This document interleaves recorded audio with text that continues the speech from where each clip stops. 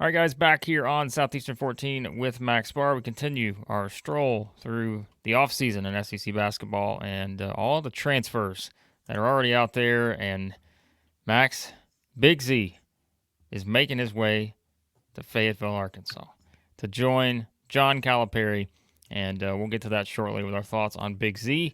Headed to the Hogs, but before we do, let's tell you about our friends at Bet Online. As always, your number one source for all your summer sports this season, from MLB, golf, NBA, and NHL. They've got it all. Latest stats, news, and scores available to follow your favorite teams. Get the latest odds and lines, including the latest team matchups, player props, and odds. Just about every sport out there. So head on over to the website today or use your mobile device to get in on the action. Bet Online, where the game starts. All right, Big Z, Max. I think as of this recording, the 7'2" Big Z is the only actual member of the Arkansas basketball roster. Now, that will change probably by the time people watch this. But as of right now, as we're recording, he's the only person there. Now, my question is, Big Z 1-on-5. I at least give you a higher probability with Big Z going 1-on-5 than I would most people. But he'll probably need some help around him. I mean, in all seriousness, like, this is a move I think we expected. Like, we just sort of expected him to follow Cal. We knew that was going to happen with some of these guys. And, didn't play in a lot of games last year. We all remember the first one. He's back here throwing behind the back passes for threes, and it was a scene. We were buying into the Big Z hype very quickly. But, playing time a little sporadic from there. I think, did he have an injury at one point too? Wasn't that early? Well, he was like always sick too, remember? Was it sick? Was that it? Okay. Yeah. So I knew it was something. So, like, his playing time was very sporadic towards the end of the season. Arkansas fans will probably remember the second game he played against them. The first game, he only played 3 minutes, had a couple rebounds, but that was it. The second game was the one in Lexington that Kentucky won 111-102. Big Z, 12 points in 20 minutes, had 9 rebounds, 2 blocks, a steal, and an assist. Only had 2 fouls, so pretty productive stat line for him there.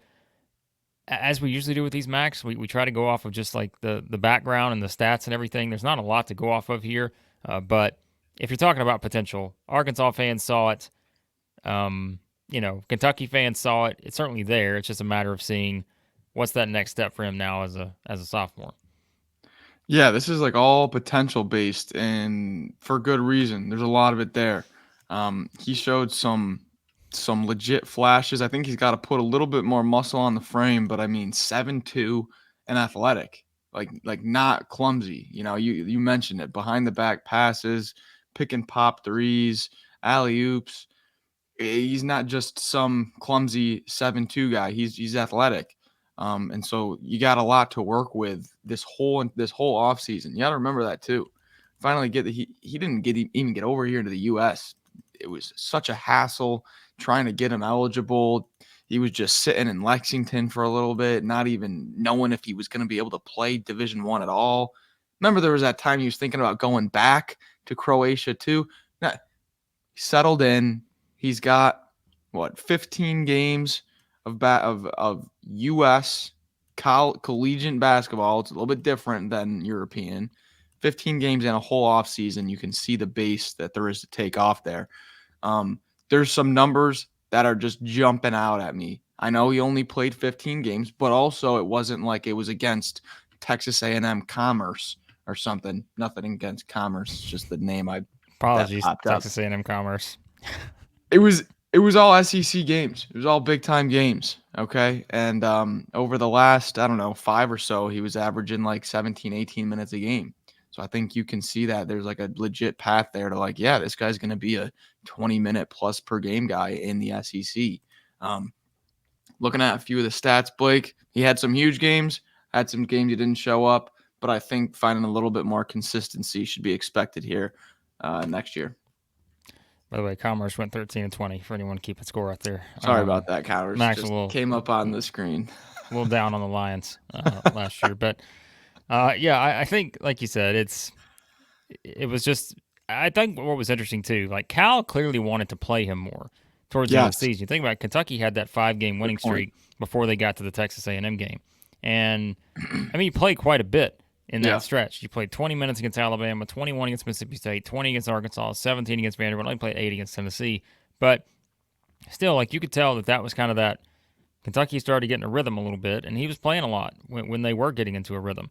That you go back to like that one game he had against Vanderbilt where he had like 5, he fouled out in 12 minutes or something. That was on the road like back in February. But you kind of saw the progression once we got to March, and they felt like he was someone they could rely on. Certainly rebounding, block shots, those kind of things, and just, again, sort of a natural scorer. Like, the guy just has a smooth touch to him for a 7'2" guy. And yeah, I think that's what really stood out. And it's always that freshman to sophomore jump. Like, coaches always talk about that, and what are the things you have to do to get better? As you said, probably adding on a little muscle will help, just with the physicality in the SEC.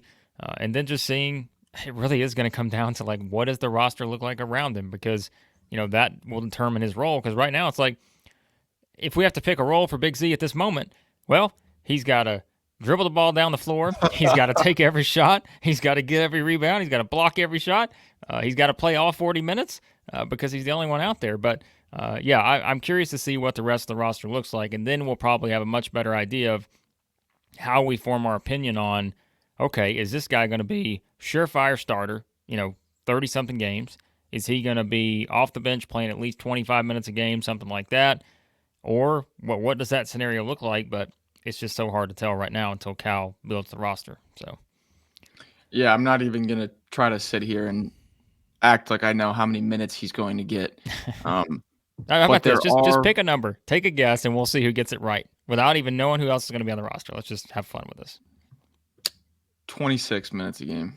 Ooh, that's good. I was going to say 23, but 26. I think he's going to be very good. I mean, when you look at some of his numbers, and it's hard to take too much from it because it's a small sample size, but I think the number one thing that is like, yep, this is going to translate to next year is that block rate. This guy blocks a ton of shots. You just go into the KenPom block rate for him is 11.8, which is very high. But you just go back really late February, early March, looking at like these last like 8 games pretty much. Right after that LSU loss, when his minutes all ticked up, 20 minutes against Alabama, 4 blocks. 21 minutes against Mississippi State, 3 blocks. 20 minutes against Arkansas, 2 blocks. 16 against A&M, 3 blocks. Like, the guy has there's some rim protection there, for sure, that can translate. Be a little bit more physical too and not get back down under the basket. And I can see him not being a defensive liability at all. And I mean, that's what he's played for his offense. Well, at least that's what it was this past year. So if he can just bulk up a little bit and learn the American game just a tad better, I think he can really, you're looking at 20 plus minutes. But that's just for like talent wise. Who knows what the roster will look like? Well, we said too, and we can finish with this. It's like we said we think Cal needs to build a roster that's more defensive minded this year. Certainly it feels like they've evolved offensively, but if he can build a roster that has a little bit more of that defensive presence, not just inside, because I mean they still were able to block shots, like they were one of the best in the country at that. But if you can build more perimeter defense and all that, that's going to make it easier on someone like Big Z because he's not going to get in foul trouble as much.